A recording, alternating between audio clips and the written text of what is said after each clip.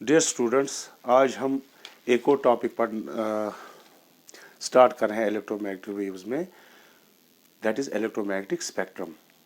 जो electromagnetic waves होती हैं वो एक टाइप की नहीं होती हैं, वो डिफरेंट टाइप्स की होती हैं। उनकी फ्रीक्वेंसीज डिफरेंट होती है, वेव लेंथ्स डिफरेंट होती है। ठीक, ये डिफरेंट सोर्सेज जो होते हैं वो डिफरेंट टाइप्स ऑफ वेव्स देते हैं। ठीक, तो उनकी क्लासिफिकेशन कैसे बेस्ड की जाती है कि वो किस सोर्स, कौन सा सोर्स उनको इमिट करता है और उसका डिटेक्शन का तरीका कैसे होता है, उन पे ये क्लासिफाइड होती है। ठीक है ना, क्लासिफाई करते हैं उनको।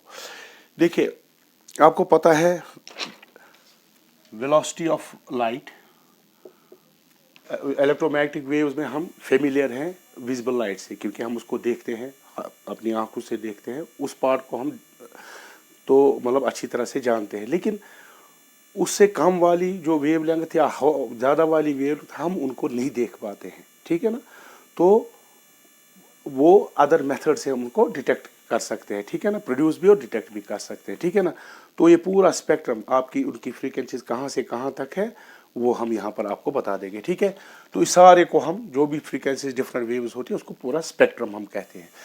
We know that this velocity of light is equal to frequency into wave length.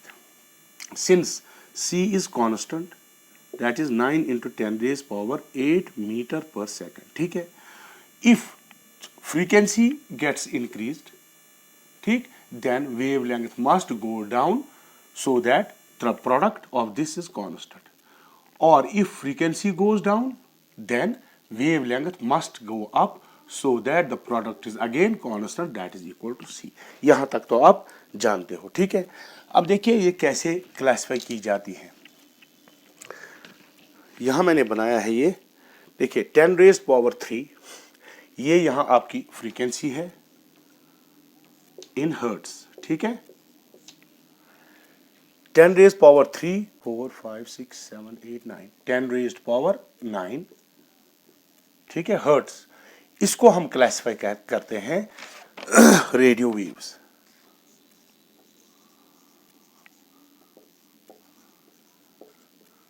ठीक है, तो ये यहां तक रेडियो वेव्स है। This frequency 10 raise power 3 to 10 raise power 9, इनको रेडियो वेव्स कहते हैं।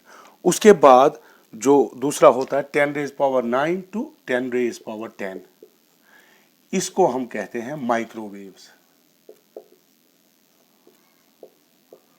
यानी इस फ्रीक्वेंसी रेंज को। ठीक, उसके बाद आपका आता है 10 raise power 10 to 10 raise power 14, 11, 12, 13 and 14, 10 raise power 14 hertz तक जो क्लासिफाई की जाती हैं, those are called infrared raise.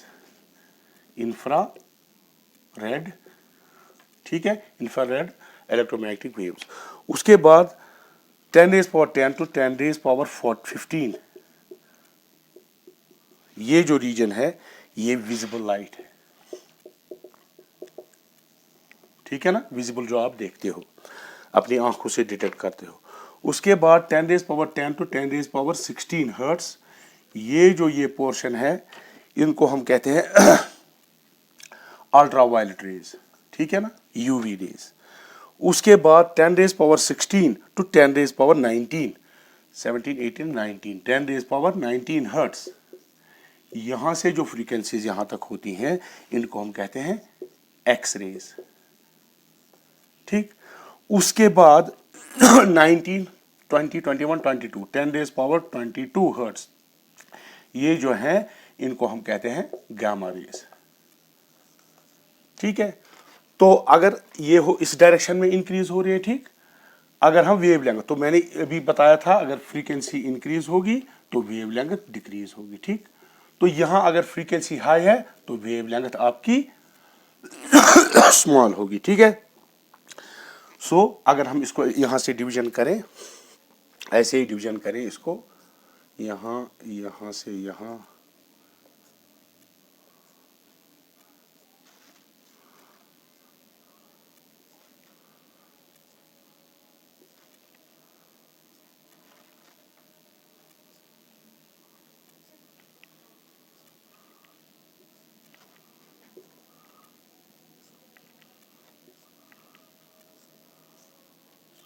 ठीक है, तो वेव लेंथ किस साइड में इंक्रीज होगी, ऐसे लैम्बडा इन मीटर्स, ठीक है। तो अगर यहां से जाएं तो यहां आता है 10⁵ मीटर। उसके बाद यहां पर आता है आपको 0.1 मीटर, ठीक है। इसके बाद यहां पर आता है 0.1 मीटर। उसके बाद आता है 10⁻, यहां पर 10⁻⁻6।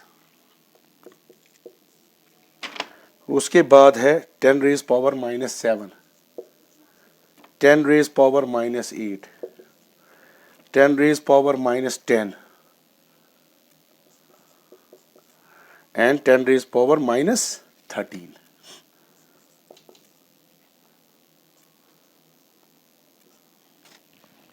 तो फ्रीक्वेंसी यहां से, वेव लेंथ यहां से डिक्रीज होती है, ठीक है ना। जैसे रेडियो वेव्स यहां से यहां तक है, ठीक, ये तो इनकी जो रेडियो वेव्स की जो वेव लेंथ होती है 10⁵ to 0.1 मीटर, यानी 10⁵ मीटर टू 10⁻⁻0 यानी 1 मीटर। ये बहुत, these are called long wave radios, ठीक, लॉन्ग वेव इलेक्ट्रोमैग्नेटिक वेव्स, और उनको रेडियो वेव्स कहते हैं, ठीक है ना। इसी तरह से ये वेव लेंथ यहाँ अगर फ्रीक्वेंसी इंक्रीज हो रही है तो वेव लेंथ डिक्रीज हो रही है, ठीक है ना, एज पर दिस रिलेशन जो मैंने आपको बताया, ठीक है। अब इनके कौन सा, actually this is not a sharp division, यानी exactly 10⁻³ to 10⁻⁹ it can go beyond और it can be less than 10⁻⁹ hertz. इसी तरह से अगर यहाँ पर इंफ्रारेड 10⁻10 to 10⁻14 है, ये एग्जैक्ट नहीं है, इसमें कम ज्यादा ये बैंड हो सकता है, because it depends upon the way how these are produced और methods how they are detected, okay, there is no sharp division between the frequencies। तो यहाँ हमने दिखाया, लेकिन there is no exact sharp division, थोड़ा इधर को हो सकता है, थोड़ा पीछे को हो सकता है, ठीक है ना। अब देखिए ये जो रेडियो वेव्स है ये आपको कहाँ होती है, रेडियोज में, ठीक है। इस्तेमाल रेडियोज में, मिसाल AM रेडियो, FM रेडियो, आपका जो वाईफाई मोबाइल वगैरह है, वाईफाई में पावर लाइंस, ये रेडियो वेव्स का इस्तेमाल किया जाता है। इसी तरह से माइक्रोवेव, वो तो जानते हो, नहीं ये वाईफाई, ओह FM वाईफाई नहीं, ये टीवी वगैरह, ठीक है, टीवी में आपको आता है। अब उसके बाद माइक्रोवेव, माइक्रोवेव आपको पता है आजकल जो माइक्रोवेव घर में होते हैं फॉर हीटिंग, ठीक है, माइक्रोवेव में हीटिंग के लिए, यानी ओवन्स में, हाँ, माइक्रोवेव ओवन्स। और यही फ्रीक्वेंसी जो है वाईफाई मोबाइल वगैरह में इस्तेमाल की जाती है, ठीक है ना। उसके बाद इंफ्रारेड, इंफ्रारेड क्या हो गया, हीट रेज। इंफ्रारेड जैसे वाटर को गर्म किया तो उसको गर्म कौन करता है, ये इंफ्रारेड रेज में जो एनर्जी होती है, because you know that electromagnetic waves contain energy. इसी तरह से इंफ्रारेड गॉगल्स होती है, इंफ्रारेड कैमरास होते हैं, क्योंकि हमारी बॉडी जो, अगर हम इस कमरे को मतलब पूरा डार्क बनाएं तो कैमरा होते हैं जो हमारी वो रेडिएशंस डिटेक्ट करते हैं जो इस रेंज में होती है, ठीक है ना।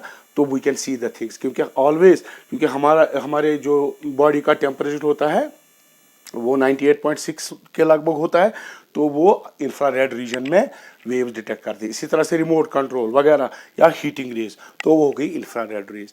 विजिबल तो आपको पता है, जैसे सन देता है, that is visible raise, okay. उसके बाद है ultraviolet rays.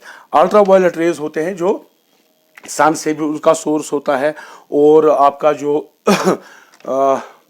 Radiates, ultraviolet radiators होते हैं, तो वो ये होते हैं। एक्स रेज आपको पता है कहाँ इस्तेमाल, जैसे आपका जो बोन एंड एक्सएल, हाँ, बोन एंड जॉइंट हॉस्पिटल आपका है, तो वहाँ डिटेक्ट करने के लिए ये जो फ्रैक्चर्स वगैरह है, तो वो यहाँ से ये रेज इस्तेमाल करते हैं।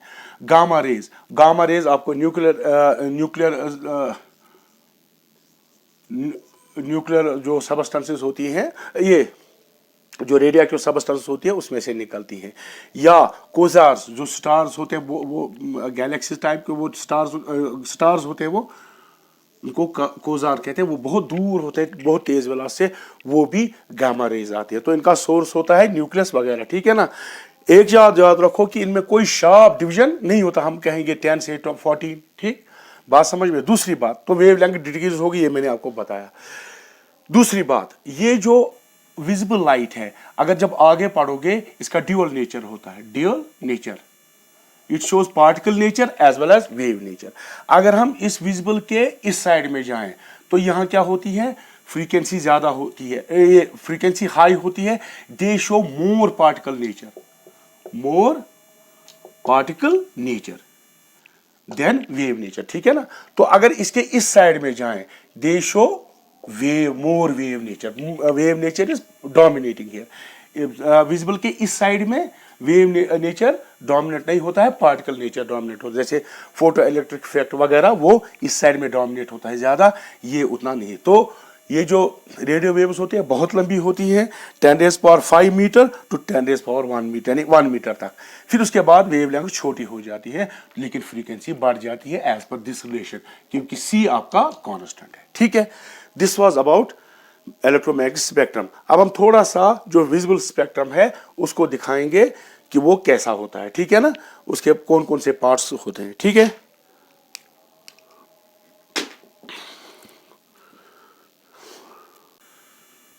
अब देखिए विजिबल स्पेक्ट्रम जो है असल में विबगॉय से याद रख सकते हो, VIBGYOR, ठीक है ना।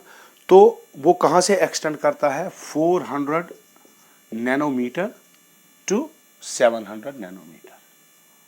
1 nanometre is equal to 10⁻⁻9 metre, ये आपको पता है।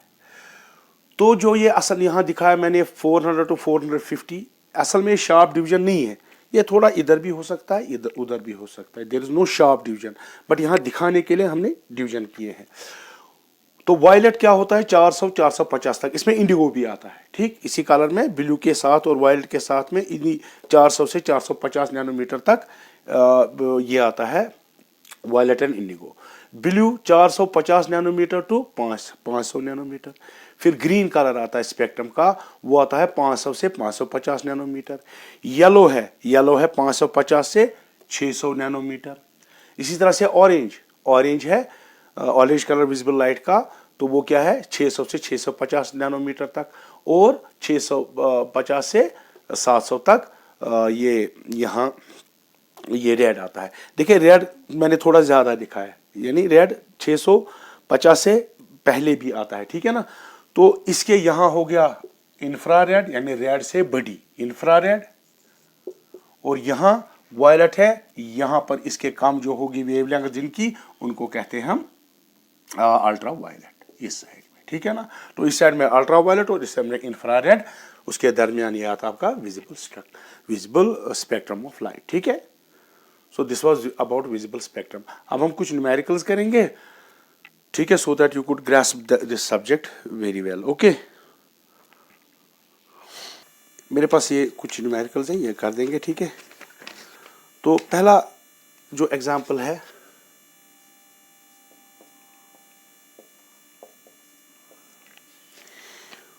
we are given that magnetic field B has a frequency F that is equal to 93 kilohertz. What will be the frequency of electric field? Electric field की frequency क्या होगी, कोई बता सकता है? मैंने पिछले लेक्चर में बताया, चूंकि ये जो मैग्नेटिक इलेक्ट्रिक फील्ड अगर ऐसे है तो मैग्नेटिक फील्ड आपका अप डाउन, ठीक, ऐसे होगा,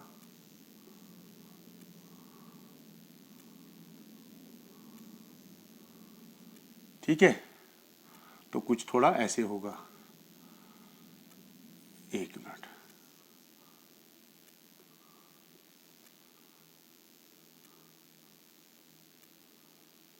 ठीक है।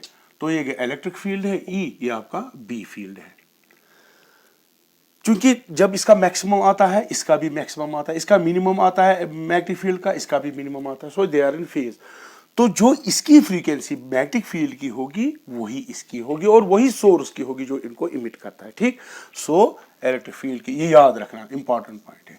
तो ये हो गई मैग्नेटिक फील्ड बी की, और इलेक्ट्रिक फील्ड एफ ई भी वही होगी जो मैग्नेटिक फील्ड की होगी। ठीक है।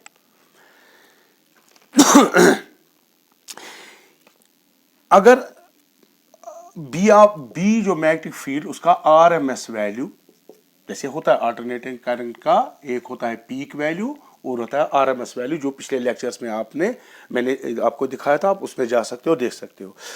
बीआरएमएस है 7.15 into 10 raise power -19 tesla. What will be the E, जो इलेक्ट्रिक फील्ड होगा इस इलेक्ट्रोमैग्नेटिक वेव में, आरएमएस वैल्यू इसका क्या होगा? तो we know that formula E by B, the ratio of electric and magnetic field at any point is equal to, अगर ये मीडियम में किसी मीडियम में चल रही होगी तो वेलोसिटी v, अगर फ्री स्पेस या वैक्यूम में चल रही होगी तो अब क्या लिखते हैं हम, E not by E RMS लिखेंगे, क्योंकि RMS का भी वही रेशो होगा B RMS, तो वेलोसिटी के बदले C होगा। तो E RMS किसके बराबर, अगर क्रॉस मल्टीप्लाई करेंगे E RMS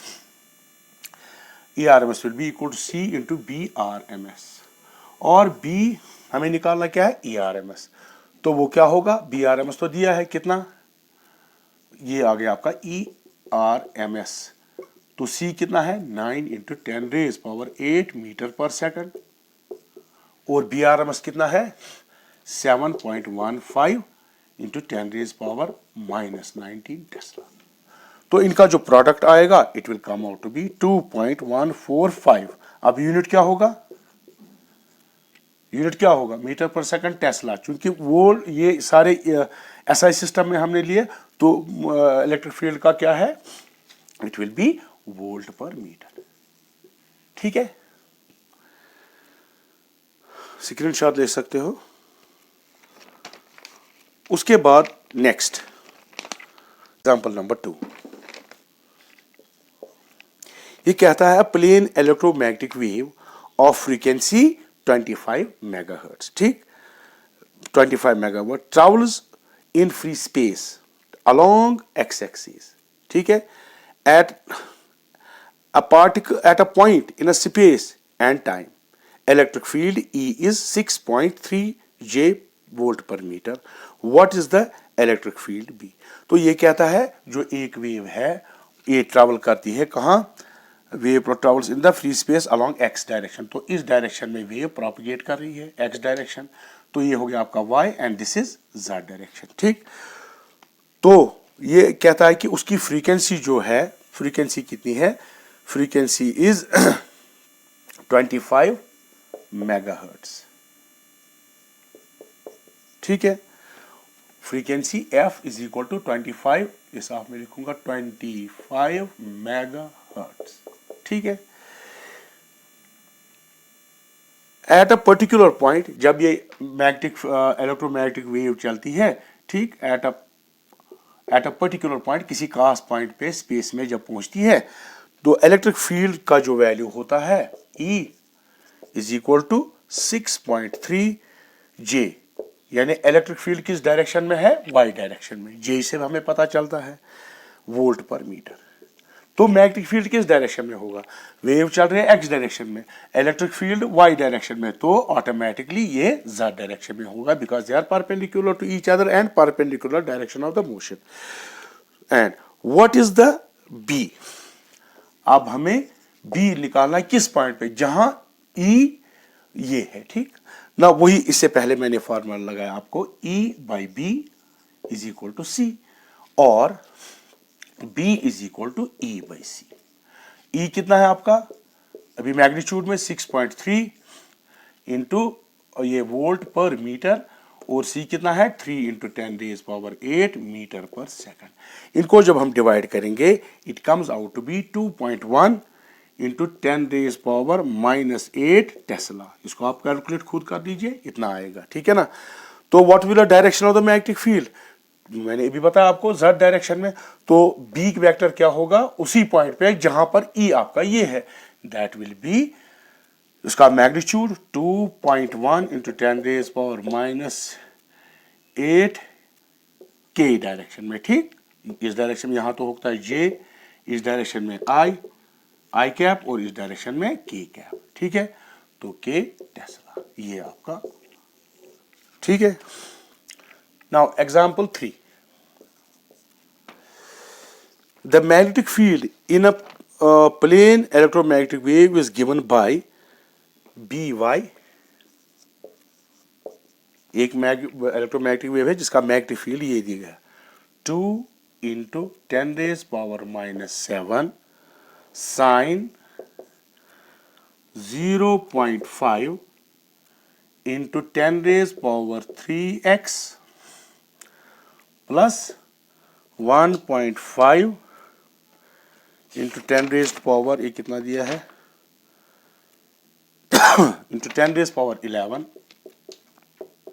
T, T stands for time,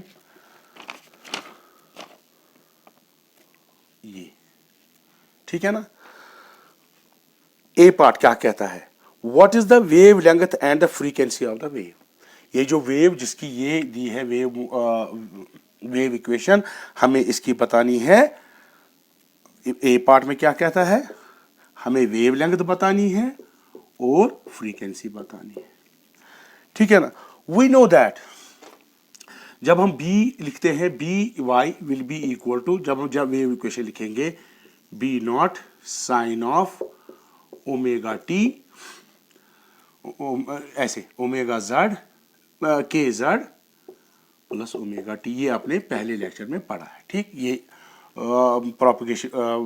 propagation equation है फॉर मैग्नेटिक फील्ड। जब हम इसको कंपेयर करेंगे तो के की जगह क्या है, यहां पर, यहाँ के है तो यहां पर क्या है 0.5, तो के किसके बराबर होगा 0.5 इंटू 10⁻3, ठीक है ना। लेकिन के आपको पता है, के का मैग्नीट्यूड होता है 2, ये हो गया पर मीटर, इसका यूनिट 2/λ। तो यहां पर जब सब्स्टिट्यूट करेंगे इसके इक्वल, तो 2π/λ इसके बदले में दिया इज इक्वल टू 0.5 इंटू 10⁻3, लेकिन अब पर मीटर नहीं, अब क्या बनेगा जब हम वेवलेंथ निकालेंगे तो तब ये मीटर बनेगा, ठीक है ना। अब देखिए lambda will be equal to by cross multiply, इसको यहां क्रॉस मल्टीप्लाई करेंगे, इसको यहां, तो इट विल बी 2π 0.5 इंटू 10⁻3 पर मीटर, ठीक, ये 2π, ठीक है। तो यहां पर आप इसको सॉल्व करेंगे, तो जब सॉल्व करेंगे तो ये निकलता है, यहां मैंने कैलकुलेट करके रखा है, it comes out to be ये जो यहां पर लिखूंगा मैं, सो लैम्डा कम्स आउट, देखिए ये मीटर ऊपर माइनस मीटर ऊपर चला गया तो ये मीटर बनेगा, और 2π/0.5 इसको क्या निकलेगा, it will come out to be 1.26 into 10⁻⁻2 metre, और lambda is equal to 1.26 centimetre.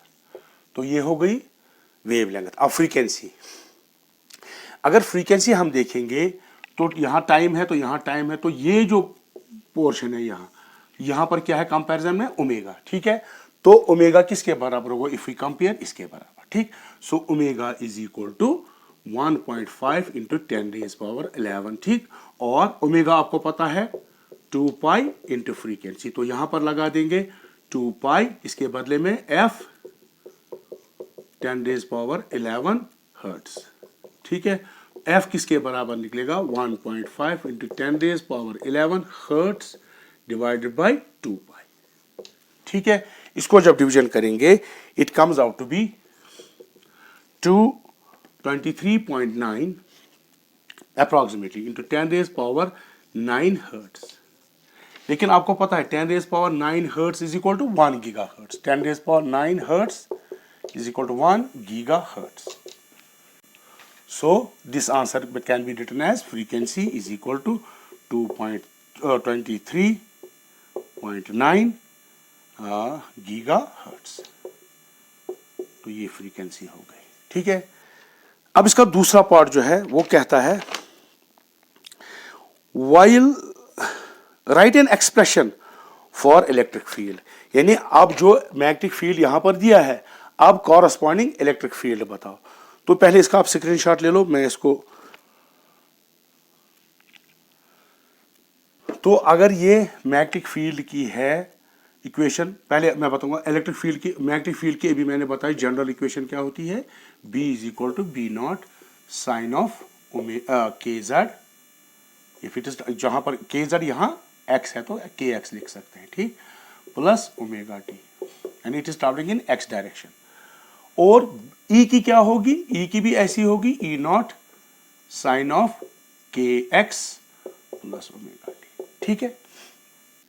तो अब हमने बी निकाला, अब हमें क्या निकाला, ये तो सारे कुछ ऐसे ही हैं जो यही है अंदर में, लेकिन अब निकालना क्या है, ई नॉट। ई नॉट कैसे निकालेंगे, तो वो तो हमें पता है, अभी हमने किया था, C is equal to E zero by B zero, और ई नॉट यानी पीक वैल्यू, ठीक है, और amplitude of electric field will be equal to C B zero, ठीक है। तो अब इसको मल्टीप्लाई करो, वो क्या आएगा, C कितना है, 3 into 10 raise power 9 metre per second. B कितना है, B0 ये है, जब हम कंपेयर करेंगे इसके साथ, ठीक है। So 2 into 10 raise power -7 tesla. तो अब इसको मल्टीप्लाई करो, it comes out to B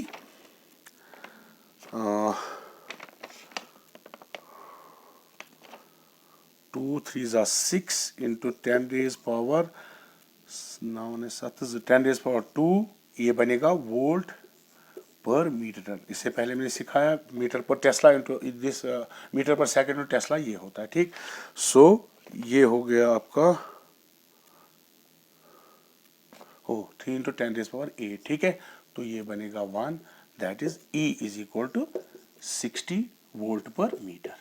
तो अगर इक्वेशन लिखेंगे तो E के लिए क्या इक्वेशन लिखेंगे, E इज इक्वल टू, और ये अगर बी वाई में है तो ये जा रही है एक्स में, तो ये जेड में जाएगी, ठीक है। तो E naught will be equal to E naught के बदले में क्या लिखेंगे, 60 साइन, बाकी यही सब कुछ रहेगा, 0.5 के X plus 1.5 into 10 raise power 11 T. So this is the equation for electric field. अगर मैग्नेटिक फील्ड ये है तो इलेक्ट्रिक फील्ड ऐसे होगा, ओके। स्क्रीनशॉट ले लो, फिर दूसरा करेंगे। Now example number 4। इसे करने से पहले उससे जो पहला लेक्चर था, मैंने उसमें आपको ये कहा था कि जो इलेक्ट्रोमैग्नेटिक वेव होती है उनमें एनर्जी भी होती है, जो प्रेशर भी होता है, और फोर्स भी डालते हैं। कितना फोर्स डालती है इस न्यूमेरिकल में हम देखेंगे। A light with an energy flux 18 watt पर सेंटीमीटर। एनर्जी फ्लक्स कितना है, फ्लक्स, एनर्जी फ्लक्स जो है वो है 18 वॉट पर centimetre square. What means power, so power per unit area, ठीक है ना, is called energy flux. Power per unit area is called energy flux.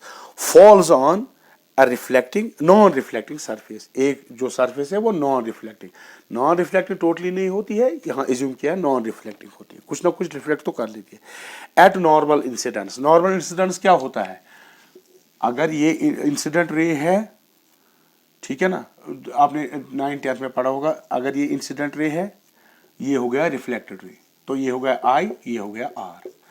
अगर ऐसे ही इंसिडेंट रे भी हो, रिफ्लेक्टेड रे भी वहीं से जाएगी, तो इसको कहते हैं नॉर्मल इंसिडेंस। उस वक्त angle I is equal to angle R, both are 0, ठीक है। 0 मींस इसके साथ ही 0 ऐसे वापस आते, वो जब ऑप्टिक्स लेंगे वहां पर हम करा देंगे आपको।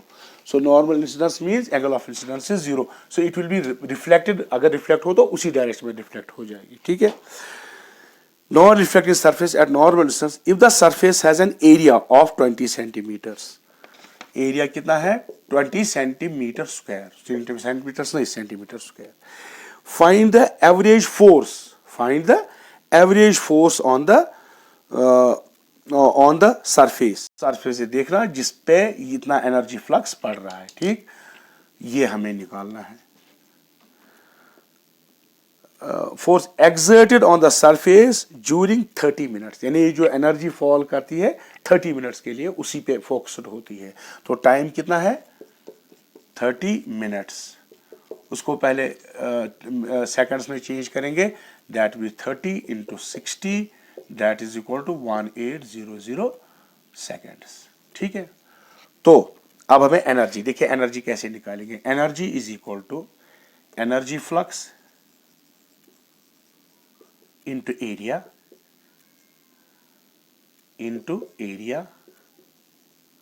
into time. ठीक, सो एनर्जी फ्लक्स क्या है? 18 वॉट पर मीटर स्क्वायर। एरिया कितना है? 20, हम इसको सेंटीमीटर में लिखेंगे, 20 सेंटीमीटर स्क्वायर इंटू टाइम कितना है? सेकेंड्स। अब देखिए पर सेंटीमीटर स्क्वायर है, ठीक। देखिए सेंटीमीटर स्क्वायर और सेंटीमीटर स्क्वायर कैंसल, ठीक।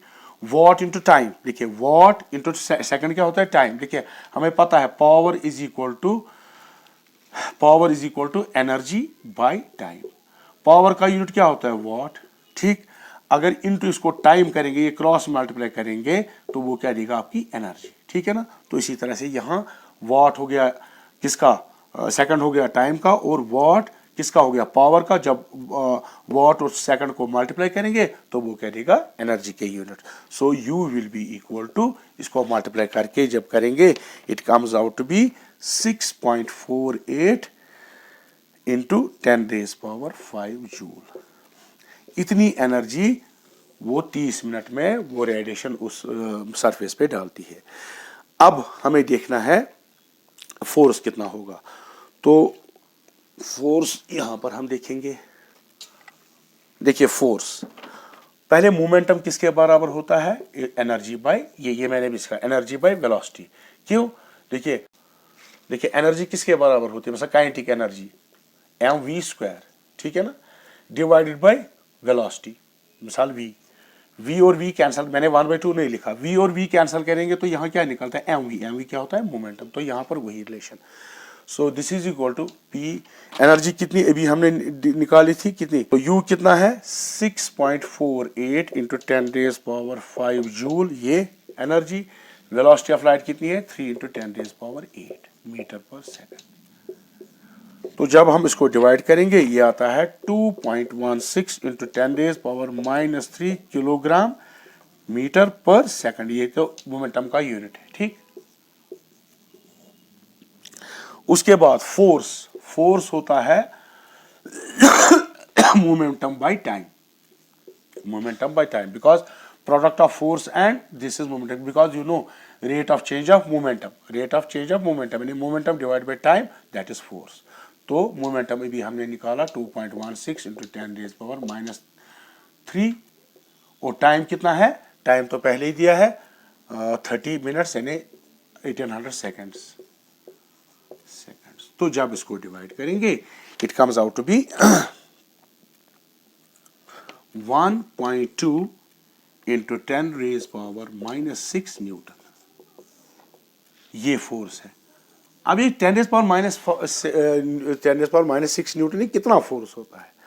अगर 100 ग्राम आपके हाथ में ऐसे हो, 100 ग्राम्स, तो वो 1 न्यूटन के बराबर होता है, ठीक है ना। 1 किलो अगर हाथ पे हो वो अप्रोक्सीमेटली आप पे 10 न्यूटन का फोर्स डालेगा, ठीक है। लेकिन यहाँ क्या है? 1.5 into 10⁻⁻6। So this is very very small quantity, ठीक है ना। लेकिन फोर्स तो डालती है, but it is very small force. Okay, so these were some numerical problems related to this. Now you can, आप इसको स्क्रीनशॉट ले लो। Thank you. This finishes our this electromagnetic wave chapter, ठीक है।